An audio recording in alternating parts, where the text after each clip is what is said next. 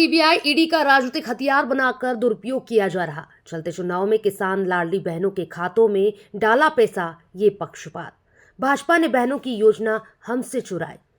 कांग्रेस राष्ट्रीय नेता दिग्विजय सिंह के तेवर कांग्रेस की बड़ी हार के बाद भी कम नहीं हुए हैं। बुधवार इंदौर दौरे पर पहुंचे दिग्विजय सिंह ने पत्रकारों से चर्चा कर सरकार को जमकर घेरा। वहीं चलते चुनाव में लाडली बहना और किसान के खातों में पैसे डालने को पक्षपात बताया। बात यह है कि आज़ादी से लेकर आज तक इस प्रकार ईडी, सीबीआई, आईटी का राजनीतिक दुरुपयोग या राजनीतिक हथियार के रूप में उपयोग नहीं किया गया, जो अब किया जा रहा है। चुनाव हो रहा है, विपक्षी दलों के ऊपर छापा डाल दो और खुद करोड़ों रुपए खर्च कर रहे हैं,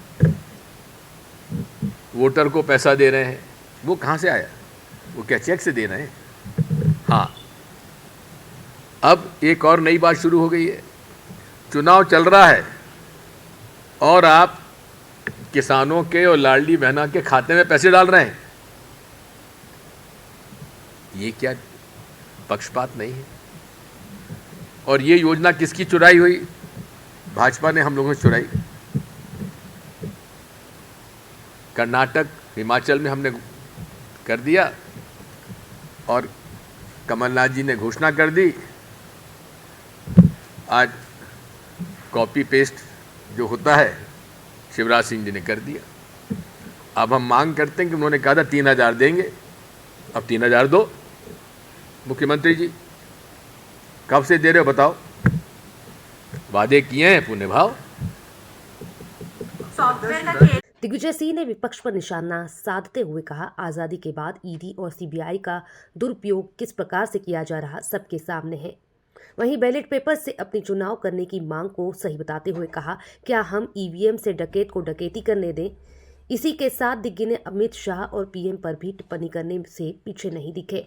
वहीं कमलनाथ की योजना पर शिवराज ने कॉपी पेस्ट किया, इसका सीधा आरोप इंदौर में दिग्विजय सिंह अपनी बात पत्रकारों से रखते दिखाई दिए। ये इतना बड़ा निर्णय है ये कि दिग्विजय सिंह बैठ के यहाँ आपके सामने नहीं ले सकता। आपका ओपिनियन नहीं, मेरा ओपिनियन वही होगा जो पार्टी का ओपिनियन होगी। लेकिन एक बात है, तो इसका मतलब तो यह है कि डकैत को डकैत करने दो, बहिष्कार करो।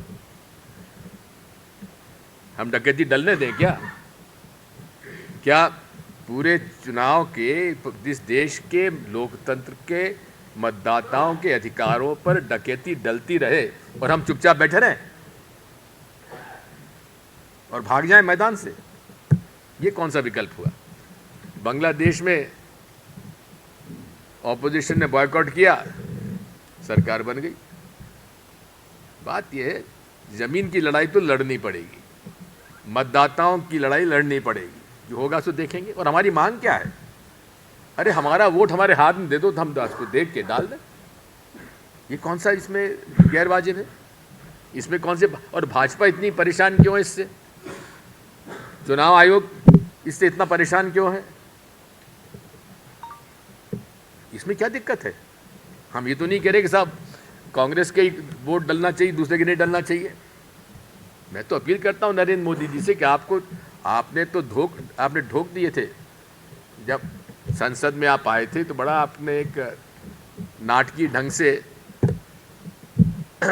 ढोक दिए थे सदन के, मतलब पार्लियामेंट के पर सीढ़ियों पर चढ़ने के पहले। और आज ये हाल है कि आपने पुलिस से संबंधित, क्राइम से संबंधित तीनों बिल बिना चर्चा के पास करा दिए। और हमारी मांग क्या थी? जो पार्लियामेंट के अंदर, जिसे नई पार्लियामेंट कहते थे कि उसमें परिंदा भी पर नहीं मार सकता, वहाँ 2 लड़के अंदर घुसते हैं।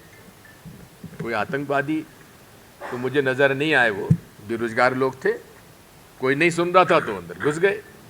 और कैसे घुसे? भारतीय जनता पार्टी के सांसद से रिकमेंड करा के पास बनवाया और अंदर घुस गए।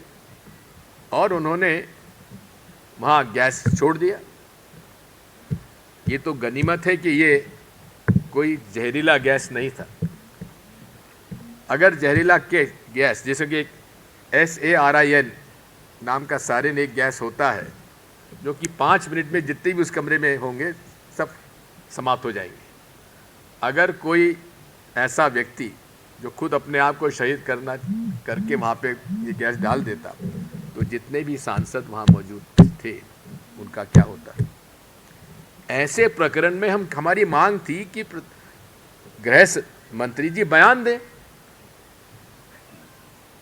जब अटल जी प्रधानमंत्री थे, गृह मंत्री अडवाणी जी थे, तो उन्होंने जब पार्लियामेंट पे अटैक हुआ 2001 में तो उनके बयान संसद में हुए थे और पूरे संसद के सभी पार्टियों ने मिलकर उनका कहा कि हम आपके साथ हैं। लेकिन इस बार इतनी बड़ी घटना हो जाए और गृह मंत्री सदन चल रहा है उसमें सदन में वो बयान नहीं देंगे, प्रेस से बाहर जाके बात कर लेंगे, ये संसदीय परंपराओं का अपमान किया है नरेंद्र मोदी जी ने, अमित शाह जी ने। और इसकी मांग हम कर रहे थे, ये बयान दे दो। हमारा कसूर ये हमने उनसे बयान देने के लिए कहा, हमको सबको निलंबित कर दिया गया और वो बिल पास करा दिए जिसका बड़ी मुश्किल से कल कोई एक्सीडेंट हो जाए तो बस वाला ट्रक वाले को 10 साल की सजा, किसकी गलती किसका नहीं। तो ये सब बातें जो है लोकतंत्र से हमारा जिस प्रकार की प्रक्रिया चल रही है, आम लोगों का धीरे धीरे लोकतंत्र से भी विश्वास उठता चला जाएगा अगर इस तरह का रवैया चुनाव आयोग का और सरकार का था।